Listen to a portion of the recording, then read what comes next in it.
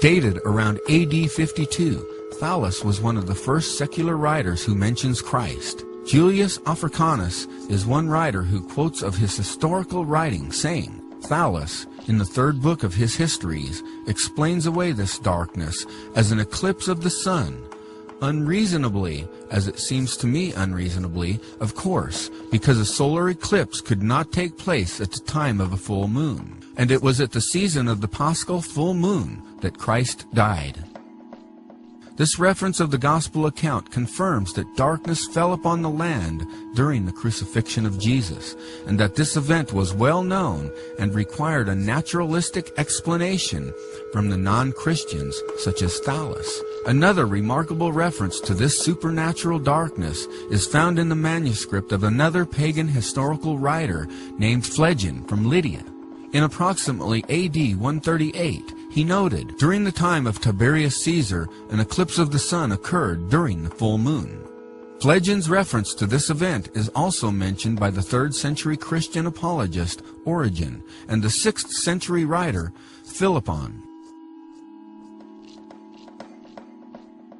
A Syrian Stoic philosopher named Mara bar Seraphion wrote a letter from prison to his son sometime after AD 70. In the letter, he compares Jesus to the philosophers Socrates and Pythagoras. He wrote, "What advantage did the Athenians gain from putting Socrates to death? Famine and plague came upon them as a judgment for their crime. What advantage did the men of Samos gain from burning Pythagoras? In a moment their land was covered with sand. What advantage did the Jews gain from executing their wise king? It was just after that that their kingdom was abolished. God justly avenged these 3 wise men. The Athenians died of hunger. The Samians were overwhelmed by the sea. The Jews, ruined and driven from their land, live in complete dispersion. But Socrates did not die for good. He lived on in the statue of Hera. Nor did the wise king die for good. He lived on in the teaching which he had given." This letter refers to the gospel statement that was placed above the cross of Jesus. The writer also mentioned that the Jews suffered judgments of God after executing their king, which most likely is a reference to the destruction of Jerusalem and the temple by Rome in AD 70.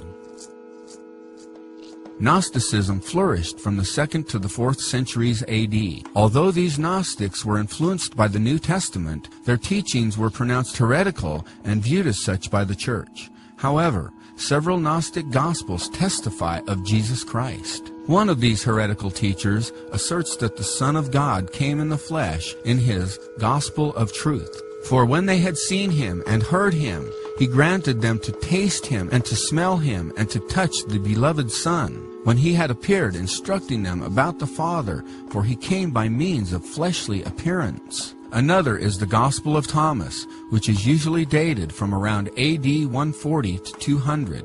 In this Gnostic Gospel, Jesus said, "It is I who am the light which is above them all.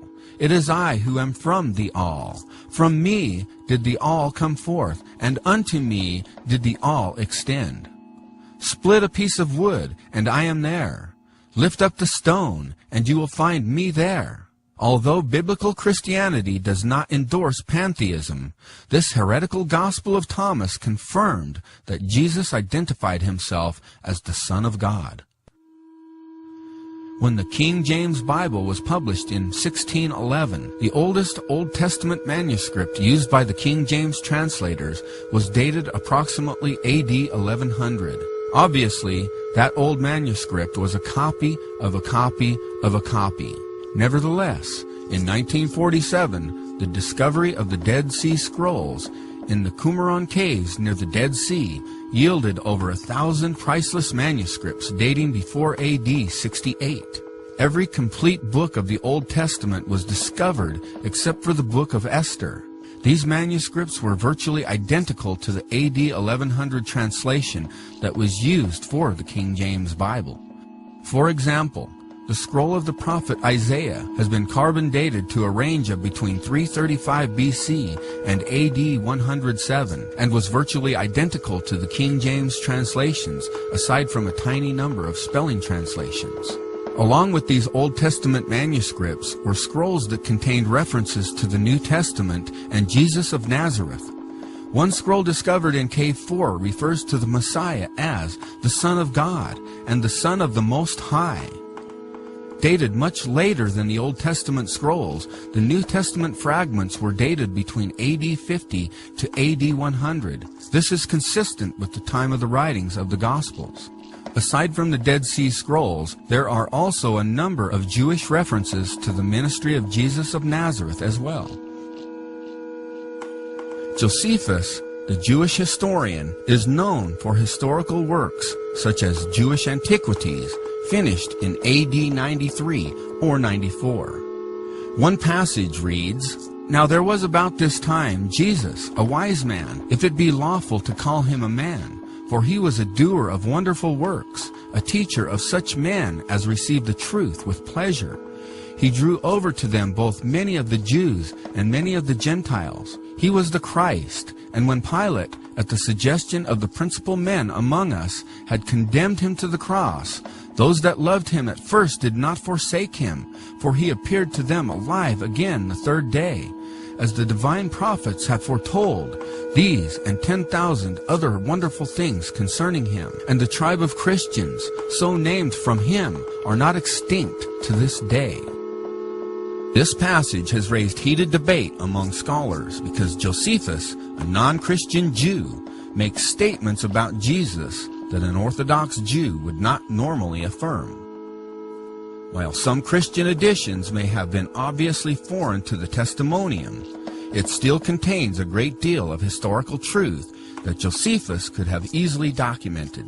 In fact, the vast majority of scholars do not dismiss the account as a forgery, but believe that Josephus did mention Jesus in this passage, but later insertions were made by a Christian scribe. Hence, the statements about Jesus that a non-Christian like Josephus wouldn't have made. But the style of Josephus is authentic. The term wise man is typical for Josephus's writings. The accusation that this text is a forgery is an exaggeration. Origen even quoted Flavius Josephus in AD 245. He said, "Flavius Josephus, who wrote the Antiquities of the Jews in 20 books, when wishing to exhibit the cause why the people suffered so great misfortunes that even the temple was razed to the ground, said that these things happened to them in accordance with the wrath of God, in consequence of the things which they had dared to do against James, the brother of Jesus, who is called Christ. And the wonderful thing is that though he did not accept Jesus as Christ, he gave testimony that the righteousness of James was so great. And he says that the people thought that they had suffered these things because of James." The Babylonian Talmud asserts that Jesus, or Yeshu, was indeed a rabbi with followers. It says, Yeshu had 5 disciples, Mattai, Nakai, Netzer, Buni, and Toda. While Mattai may be a reference to Matthew's, the names of the others identified could be any of hundreds of disciples that followed Jesus. We also read in the Talmud of the crucifixion of Jesus, or Yeshu. It has been taught, on the eve of Passover they hanged Yeshu, but not having found anything in his favor, they hanged him on the eve of Passover. Another version of this text says, Yeshu the Nazarene, making the link to Jesus much stronger. The word hanged is another way of referring to the crucifixion. The reference that the crucifixion occurred on the eve of Passover agrees with the account in John 19:14. Obviously, Jesus was a real person. But who is Jesus? Was Jesus a liar, a lunatic, or was Jesus Lord? This question may be answered by his resurrection.